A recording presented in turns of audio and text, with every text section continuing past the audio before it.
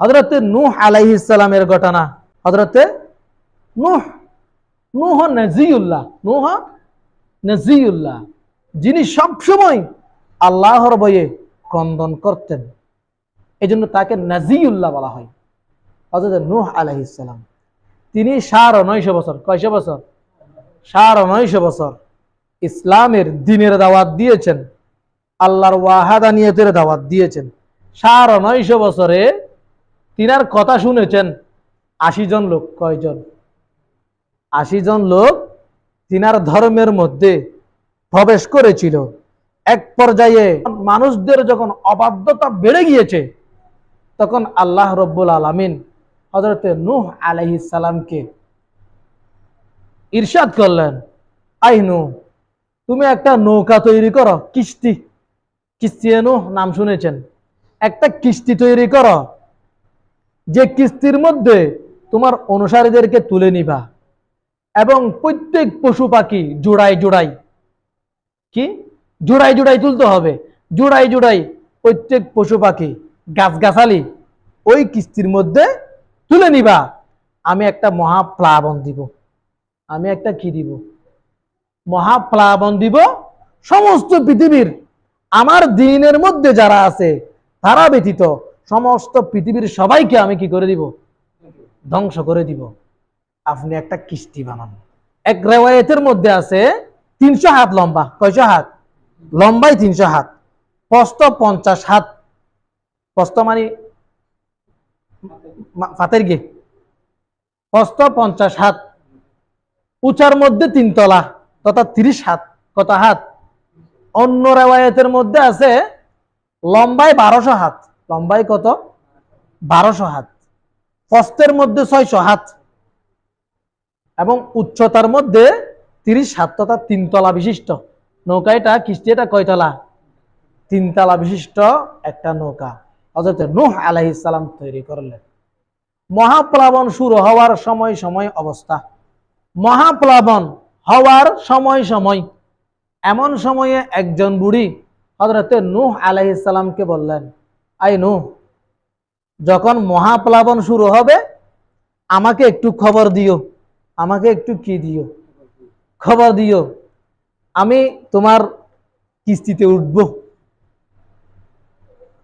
তবে আমার ঘরের কাজ যেগুলো আছে আমি এগুলো সম্পাদন করি।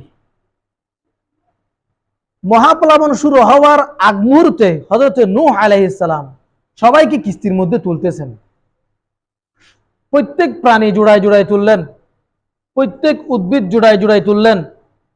কিন্তু হযরত নূহ আলাইহিস সালাম ওই বুড়ির কথা নাকি ভুলে গেলেন।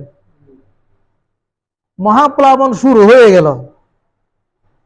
এক বর্ণনার মধ্যে আছে 150 দিন পর্যন্ত প্লাবন ছিল। পুরো পৃথিবীর খোদা বিরোধী যত শক্তি আছে সবাইকে আল্লাহ রাব্বুল আলামিন ধ্বংস করে দিলেন। 150 দিন পরে ওই কিস্তি জুদি পাহাড়ের মধ্যে গিয়ে থেমেছে। যখন মানুষরা একজন নামতেছে, হযরত নূহ আলাইহিস সালামের মনে পড়ল, কিরে, আমাকে তো অমুক জায়গার অমুক বুড়ি কিস্তির মধ্যে উঠানোর কথা বলেছিলেন, কিন্তু আমি তো তিনাকে কিস্তির মধ্যে তুলিনি। একটু তাহার বাড়িঘর দেখে আসি কি অবস্থা। সুবহানাল্লাহ বলুন না। হযরত নূহ আলাইহিস সালাম তিনার অনুসারীদেরকে নিয়ে ওই বুড়ির বাড়িতে যাওয়ার পথে দূর থেকে দেখতে পেলেন সবকিছু ধ্বংস হয়ে গেলেও বুড়ির বাড়িটি যেরকম হুবহু সেরকম থেকে গেছে। সুবহানাল্লাহ। আস্তে আস্তে ভিতরে গেলেন, যাওয়ার পরে দেখতে পেলেন ওই বুড়ি নামাজ পড়তেছে। সুবহানাল্লাহ। হযরত নূহ আলাইহিস সালাম জিজ্ঞেস করলেন, আম্মা জান, আপনি কি করতেছেন? ওই বুড়ি বলতেছে, আপনি কি আমাকে, আই নূহ আলাইহিস সালাম, মহাপ্লাবন কি শুরু হচ্ছে? আপনি কি আমাকে কিস্তিতে উঠানোর জন্য ডাকতে আসছেন? কি জন্য আপনি আসছেন আগে সেটা বলেন। হযরত নূহ আলাইহিস সালাম বলতে লাগলেন, আম্মা জান, আপনি কি প্লাবন দেখেননি? পুরো পৃথিবী ধ্বংস হয়ে গেছে, সমস্ত কিছু নষ্ট হয়ে গেছে। আপনি কি প্লাবন দেখেননি? ওই বুড়ি আশ্চর্য হয়ে বলতেছেন, কই, আমি তো নামাজরত অবস্থায় ছিলাম। সুবহানাল্লাহ। যারা নামাজ পড়ে তাদেরকে আল্লাহর মহাপ্লাবন স্পর্শ করে না। সুবহানাল্লাহ। আল্লাহর জিকিরের মধ্যে যারা সময় কাটান তাদেরকে আল্লাহ রাব্বুল আলামিন বড় বড় বিপদ থেকেও রক্ষা করেন। সুবহানাল্লাহ। যিনি ফজরের নামাজ পড়ে ঘর থেকে বের হবেন, তার নিরাপত্তা দিবে আল্লাহ রাব্বুল আলামিন। সুবহানাল্লাহ।